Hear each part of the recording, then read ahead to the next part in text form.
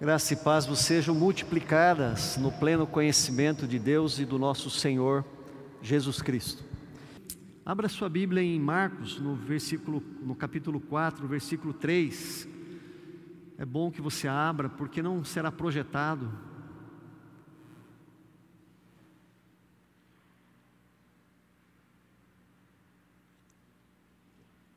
A menos que a Silvia consiga, não sei se ela consegue projetar, eu não coloquei. Ah lá, maravilha.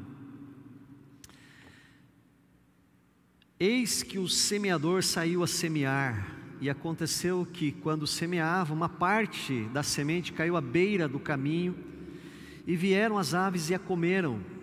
Outra caiu no solo pedregoso, onde não havia muita terra, e logo nasceu, porque não tinha terra profunda.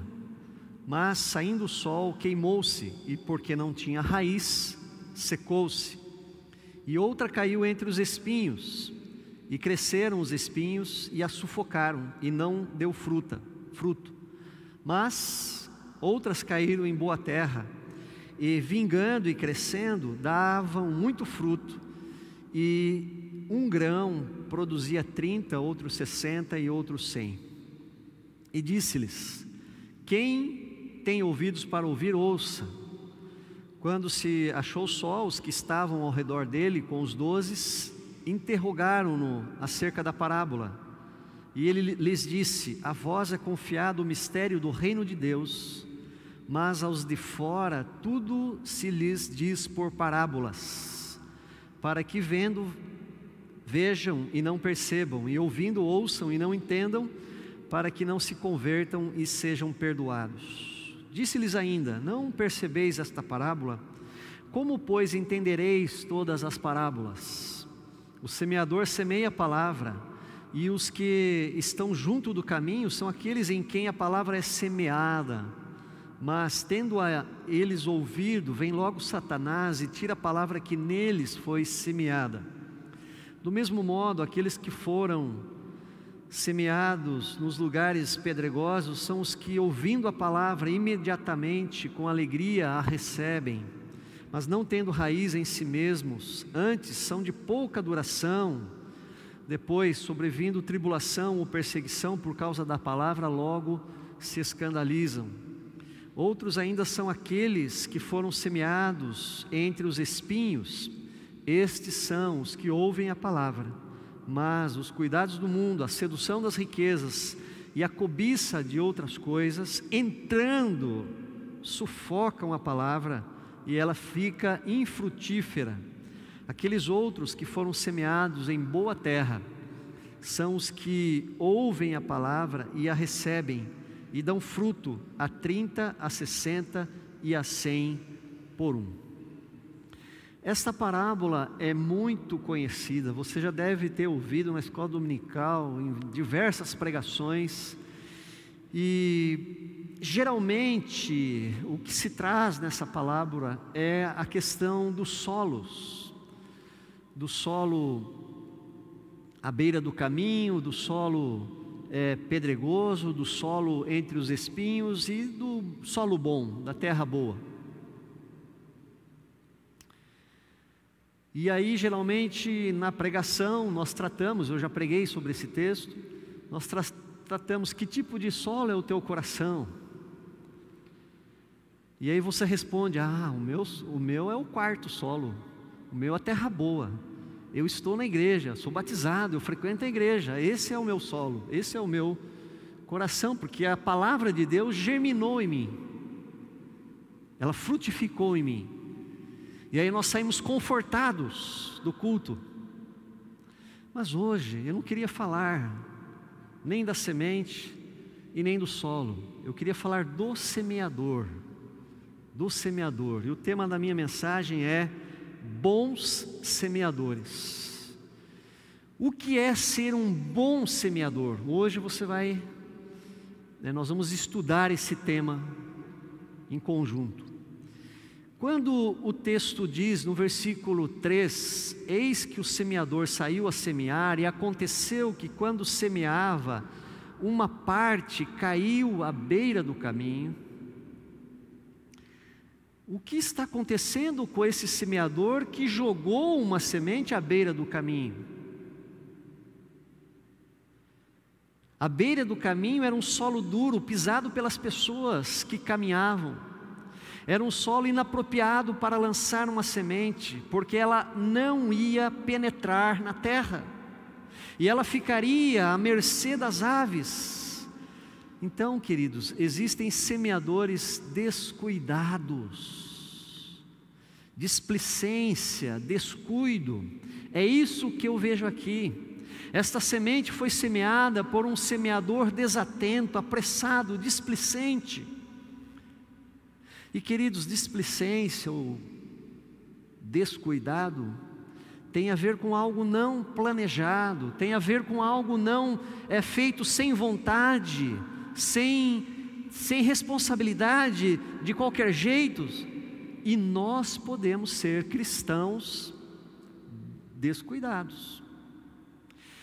Se você não enxerga os seus amigos que não têm Jesus como pessoas condenadas e perdidas em seus pecados, e se você não enxerga as suas amigas, os seus colegas sem Cristo como um campo missionário a ser semeado e a ser evangelizado, então você é um cristão descuidado. Às vezes, eu digo às vezes, mas sempre, diversas vezes, Deus coloca pessoas necessitadas do Evangelho ao nosso lado, à nossa frente. Deus faz com que essas pessoas cruzem o nosso caminho. Bastaria um pouco de atenção da nossa parte, queridos, para ganhar o coração daquela pessoa, mas nós estamos desatentos. Nós deixamos escapar a oportunidade. Cristãos desatentos e descuidados não são bons semeadores. Falta visão, falta sensibilidade espiritual. E, queridos, nós não podemos brincar com aquilo que é eterno. Tenho dito aqui reiteradamente, eu espero que todos que estão me assistindo e todos que estão aqui sejam excelentes vizinhos. É o mínimo que a gente pode ser, um bom vizinho para o nosso vizinho, como cristão. Você pode ser ético, você pode ser honesto, você pode ter paciência com o seu vizinho. Às vezes ele te prejudica lá com um vazamento, com algum trabalho que ele faz no muro lá, na divisa. Você pode gostar dele, vocês podem se dar bem, vocês fazem churrasco juntos. Você é um vizinho nota 10. Mas deixa eu dizer uma coisa: se você não ultrapassar a barreira da amizade e comunicar o Evangelho com o seu vizinho, do ponto de vista espiritual, você não foi um bom vizinho, porque você não encontrará o seu vizinho na eternidade. Você reteve do seu vizinho o maior tesouro seu, a pérola de grande valor, Jesus Cristo, o amado de nossa alma, o nosso Rei, o nosso Salvador, o nosso Senhor. Você não comunicou este tesouro a Ele, mas você levou Ele pronto-socorro, você ajudou, você salvou a vida dele de um infarto, mas ele vai tornar a morrer sem a salvação.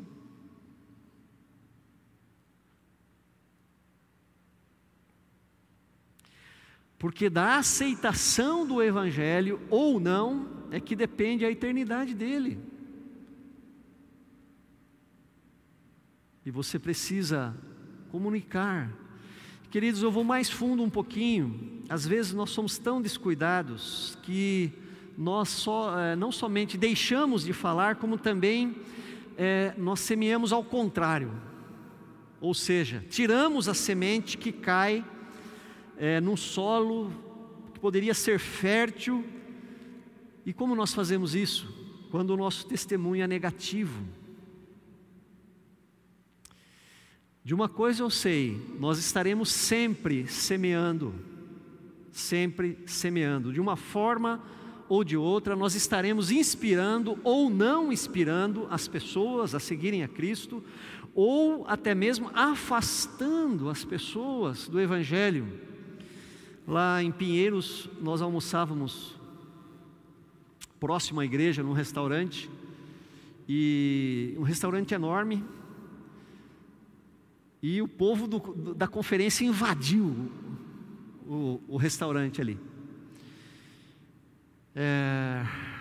Então os garçons, os atendentes estavam atarantados, estavam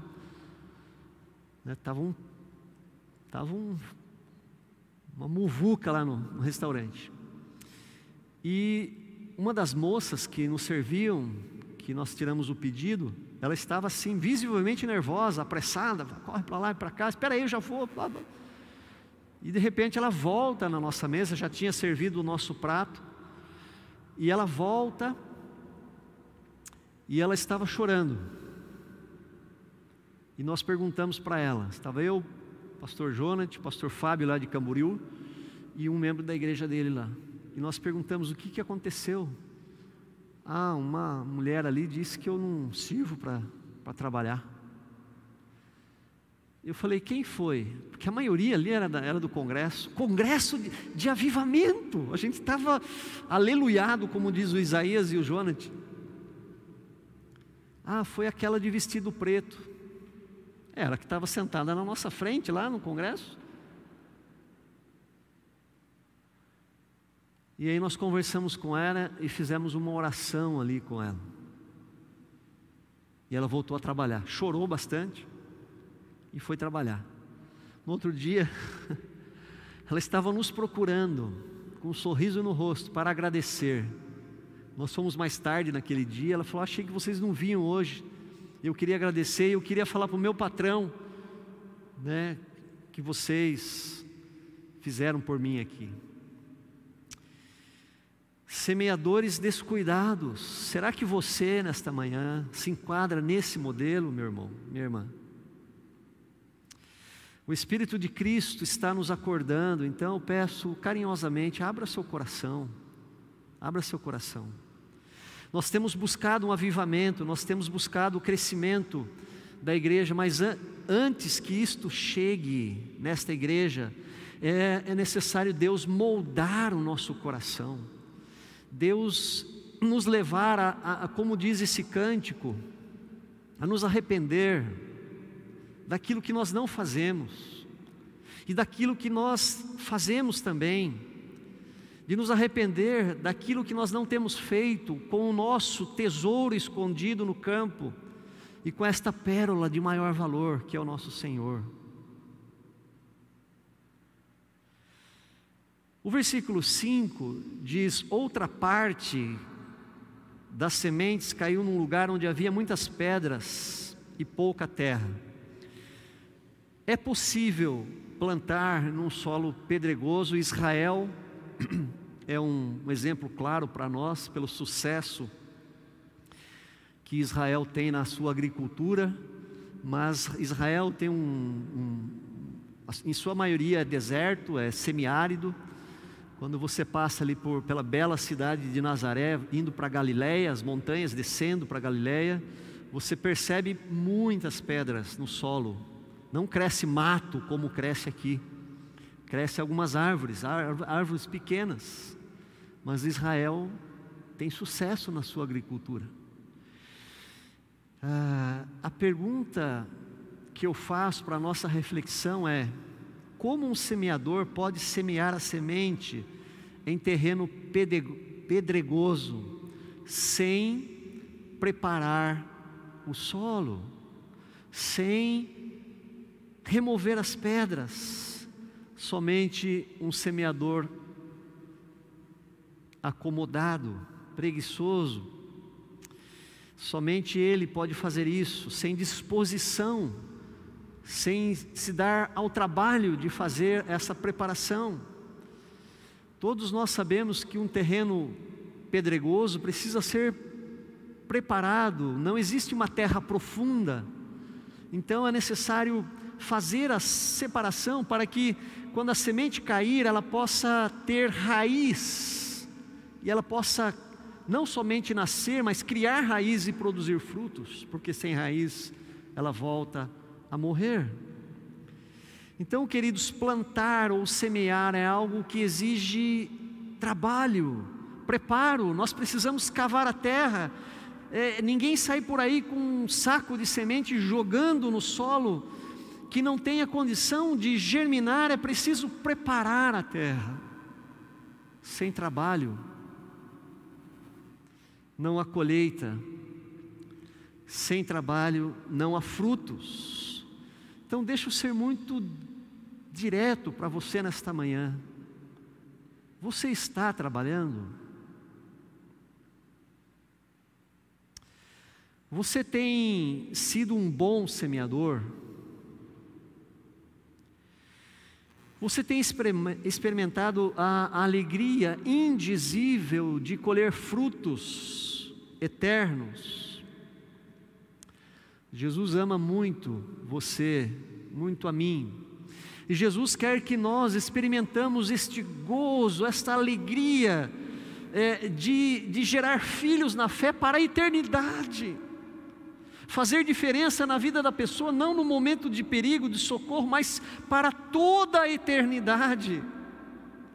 Por isso Jesus deu a missão para você e para mim de ir e fazer discípulos, ensinando-os a guardar tudo o que Jesus nos falou. Quem você está ensinando hoje?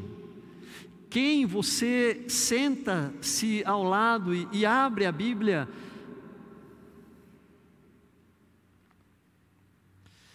Então não deixe, queridos, que o mais sutil dos inimigos do Evangelho, e eu tenho dito aqui, quero repetir, que o maior inimigo do Evangelho não é Satanás, o maior inimigo do Evangelho é o conforto. Porque veja bem, eu sou assim também. Quando estou sentado no meu sofá, com a minha televisão, não tem ar-condicionado, mas talvez na sua casa tenha. E você tem 3, 4 canais de streaming, Netflix, HBO, Amazon Prime. E está um calor danado, ar-condicionado ligado. Dificilmente você vai se animar para sair, encher o tanque do seu carro, gasolina caríssima, e atravessar a cidade para acompanhar um bebê na fé, abrir a Bíblia, gastar 2 horas ali com ele. Ou num dia que está ameaçando uma tempestade, não vou sair hoje. Ou no inverno, naquele frio, você está lá aconchegante. É mais fácil deixar essa tarefa para a igreja. É mais fácil deixar essa tarefa para a escola dominical. É mais fácil deixar essa tarefa para o pastor. É mais fácil deixar essa tarefa para o seminarista. É mais fácil deixar essa tarefa para o presbítero. Não é para mim. Eu não estou nesse nível aí de vocês. Irmão, deixa eu dizer uma coisa. O que Jesus pede para você fazer, Ele não vai cobrar de mim ou do presbítero. Ele vai cobrar de você. É a parábola dos talentos. E eu digo mais, o mandato para sermos semeadores é para todos. Não precisa ter dom para ser um semeador. Talvez passe pela sua cabeça, pastor, mas isso é fácil porque você sabe pregar, os presbíteros também sabem ensinar, é fácil. Mas eu não sou presbítero, eu não sou pastor. Você está completamente equivocado. Abra sua Bíblia em 2 Coríntios 5,18. 2 Coríntios 5,18. Se for fácil projetar. 2 Coríntios 5, 18, 19 e 20. Mas todas as coisas provêm de Deus, que nos reconciliou consigo mesmo por Cristo, e nos confiou o ministério da reconciliação. Versículo 19 agora, 2 Coríntios 5, 19. Pois Deus estava em Cristo reconciliando consigo o mundo, não imputando aos homens as suas transgressões, e nos encarregou o quê? A palavra da reconciliação, de sorte que somos o quê? Embaixadores por Cristo. Queridos, Paulo não está dizendo isso para um grupo de pastores ou presbíteros, nem apóstolos. Ele está dizendo isso para a igreja de Corinto. Deus confia o ministério da reconciliação a todos nós. Todo cristão é um embaixador de Cristo. Todos nós somos. Então a grande questão não é ter dom. A grande questão é obedecer. Só isso.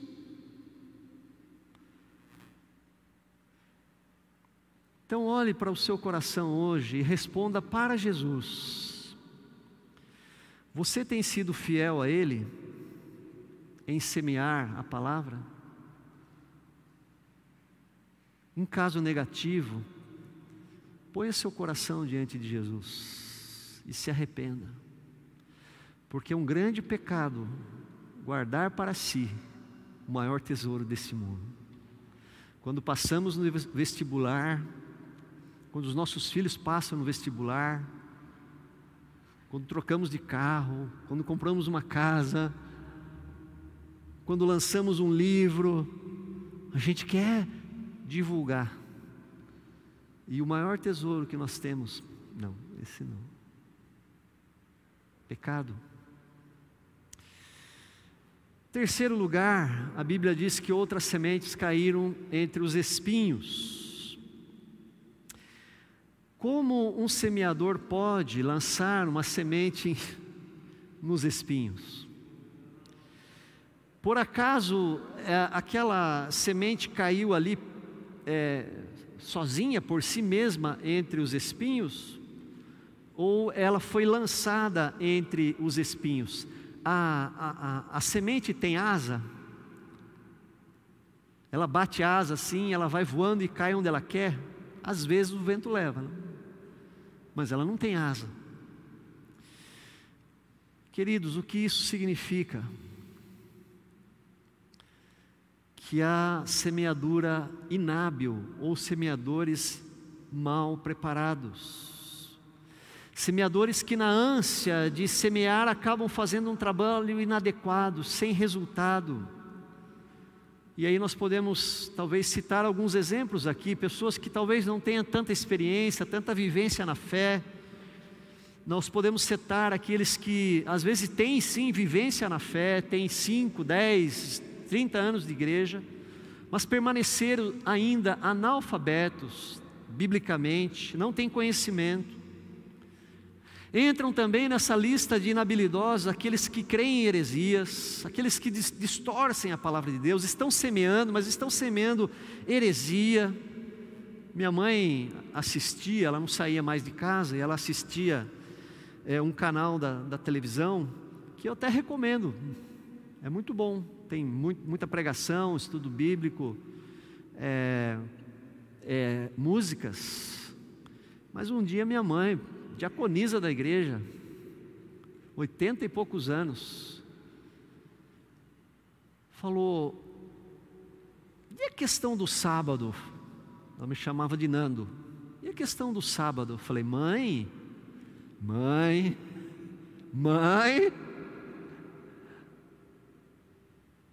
o senhor está com dúvida em relação ao sábado? Porque ela assiste esse canal. Falei: mãe, abre em Atos, que dia que os apóstolos faziam culto e celebravam a ceia? No primeiro dia da semana. A igreja, mãe, adotou e abraçou o domingo como dia do Senhor. Esqueça o sábado, mãe. Nunca mais perguntou. Estão semeando, mas semeia um joiozinho aí, não. Você precisa guardar o sábado, porque senão você vai ser salvo. Que mais? Semeadores que não têm amor pelo perdido, apontam o pecado: você vai para o inferno, você vai ser condenado, não tem sabedoria, não amam as pessoas, estão dispostas a apontar o erro, sem oferecer a graça de Jesus. Semeadores inabilidosos também são aqueles que semeiam a palavra, mas não mostram com a sua vida, não vivem o Evangelho, estão inaptos porque semeiam, falam, evangelizam, ensinam até mesmo a reta doutrina ortodoxa, mas as suas vidas não mostram o que pregam. Quando as pessoas descobrem que as suas vidas não condizem com a sua pregação, elas desistem. Elas desistem. Quando existe preparo, quando existe estudo, quando existe sabedoria, conhecimento, até mesmo num solo rochoso você pode plantar e você pode colher. E agora é interessante que o pastor Arival, ele faz, como eu fiz semana passada, sérias críticas à igreja também, a denominação dele, que é IPB. Então, vamos olhar para nós, presbiterianos. Nós temos preparo ou não temos preparo? O que vocês acham?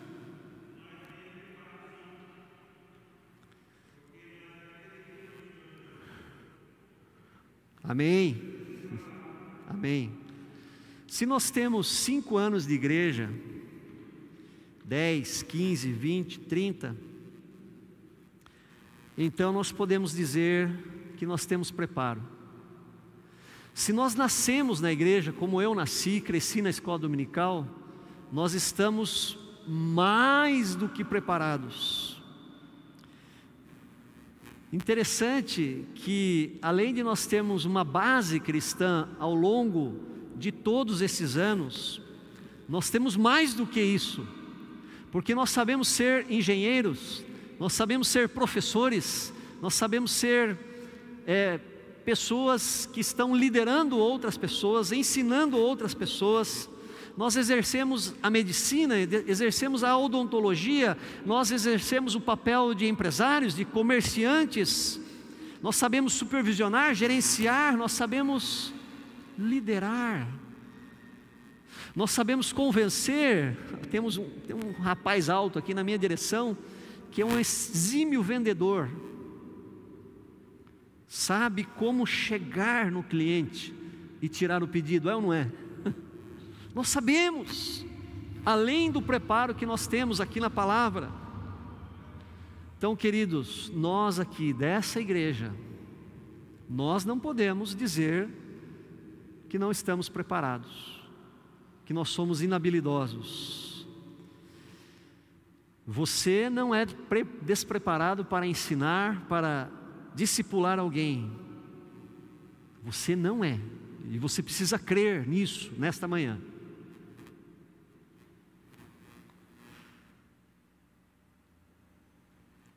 Então eu quero dar uma palavra profética aqui para você e dizer assim: em nome de Jesus, você não está despreparado. Eu não aceito você me dizer que você não está preparado para discipular alguém. Quem diz para você que você está despreparado é Satanás. Ouça a voz do pastor e não do diabo. Amém? Então aceite essa verdade, você é sim um bom semeador, você não é inabilidoso. E em último lugar, diz o versículo 8, que outras caíram em terra boa e vingando, crescendo, davam fruto, e um grão produzia 30, outros 60 e outros 100. Finalmente, existem sim bons semeadores. E o que significa ser um bom semeador? Em primeiro lugar, o bom semeador, ele experimenta uma alegria espetacular, como diz o pastor Jeremias, exponencial. Exponencial. Ele recebe de 30 a 100 vezes mais do que ele investiu. Imagine se você aplicasse no mercado, na bolsa de valores, 10 mil reais, e você recebesse a quantia depois de 3, 4 meses, que é um tempo de você plantar e colher, recebesse 300 mil reais. Joguei por baixo, hein? 10 mil reais só, 300 mil reais.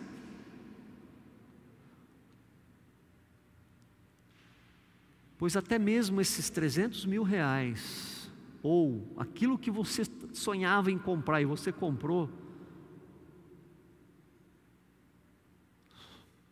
você não vai levar no dia em que você morrer.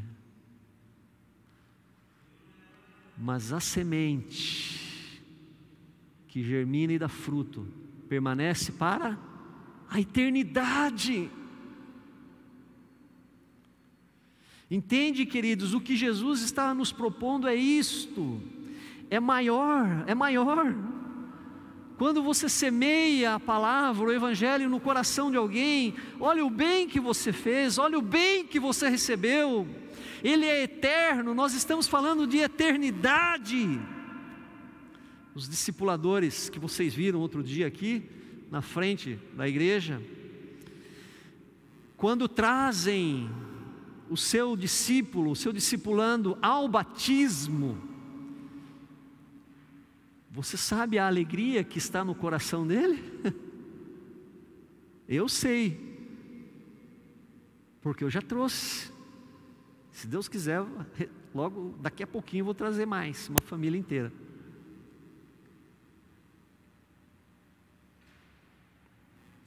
Bons semeadores, além dessa alegria espetacular, são atentos, percebem as estações, percebem o momento de lançar a semente, não vão plantar soja no inverno, por exemplo. Bons semeadores percebem as pessoas, percebem as oportunidades, percebem a hora de semear o evangelho, porque estão ligados, estão atentos, estão ligados em Cristo, ligados nas pessoas as quais Cristo quer chamar através dele. Bons semeadores têm alegria e entusiasmo dentro de si, servem com alegria, com disposição, não são preguiçosos. Eu perguntei para um diácono que estava na conferência, o nome dele é Zeca, bem vestido, com a roupa da igreja, aqui um símbolo da igreja, uma camisa da igreja, até fizeram uma piada lá, Mário, que eles usam uma camisa verde, você já sabe que piada que fizeram. E eu olhei no crachazinho dele, estava escrito Zeca, tinha o nome e o apelido Zeca. Falei, ô Zeca, você não está de folga hoje? Moço na faixa dos 40 anos. Não, eu tenho um negócio, eu tenho um comércio e eu fechei. Eu fechei esses dias para eu trabalhar na conferência. Isso era 2 horas da tarde, a gente estava voltando. E a minha esposa está aí dentro, os meus filhos estão ajudando também, está todo mundo aí. Alegria, disposição, bons semeadores, são responsáveis, não se dobram diante das circunstâncias, não colocam empecilhos como calor, frio, distância, para semear a boa semente. Bons semeadores são habilidosos, manejam bem, manejam bem a palavra da verdade, conhecem as escrituras, e não somente conhecem, mas são inteligentes, como eu disse semana passada, não precisam atualizar a Bíblia, mas sabem contextualizar a Bíblia, para quem e para quando precisarem falar. Sabedoria. Se evangeliza alguém que é idólatra, não vai dizer para que ele leia e aponte o dedo na cara dele, você precisa ler o Êxodo 20, ou você precisa ler o Salmo 115, não é assim. mas fala a respeito da sublimidade, da grandeza, da superioridade e da suficiência de Jesus Cristo na vida de todo ser humano. Você, eu, a pessoa que nós evangelizamos não precisa de mais ninguém além de Jesus para salvá-la. Muito bem, queridos, encerrando, diante de tudo que nós ouvimos, o que você deve fazer? O que você deve fazer? Primeira atitude, você precisa sondar o seu coração. Você tem filhos na fé? Eu sei que o Mário aqui, o presbítero Mário, é filho na fé do Carlos Luna e da Marta. Eu sei que o Melo é filho meu na fé, que eu discipulei ele.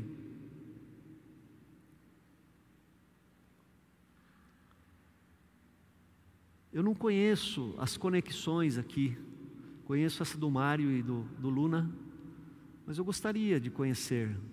Eu sou cristão hoje por causa de fulano. E quem é cristão hoje por causa de você?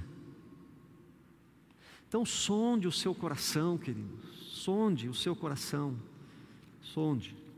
Segundo lugar, segunda atitude, ao sondar o seu coração, caso a sua resposta seja negativa, não seja boa, arrependa-se. Arrependa-se. Jesus é tão bom, Jesus é tão sublime, Jesus é tão maior, Jesus é tão excelente, que guardá-lo para si é um dos maiores pecados que nós podemos cometer.